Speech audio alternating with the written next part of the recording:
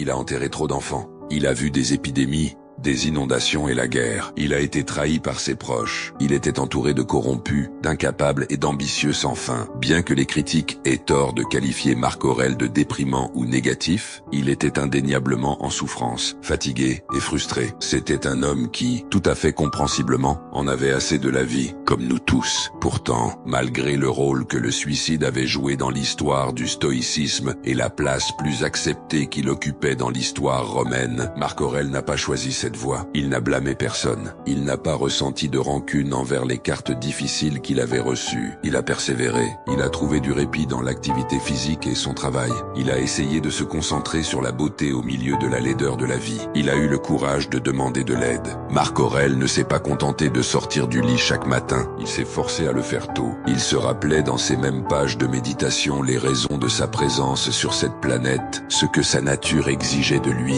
quel était son devoir. Il a continué et a trouvé du soulagement dans un but et même de la joie dans tout cela. Peu importe qui vous êtes ou ce que vous traversez, la même chose est à votre portée. Au fond de votre âme, Marc Aurèle vous rappellerait qu'il y a une paix où vous pouvez vous réfugier quand bon vous semble. C'est normal d'être fatigué, c'est compréhensible et parfaitement acceptable. Utilisez simplement les ressources à votre disposition.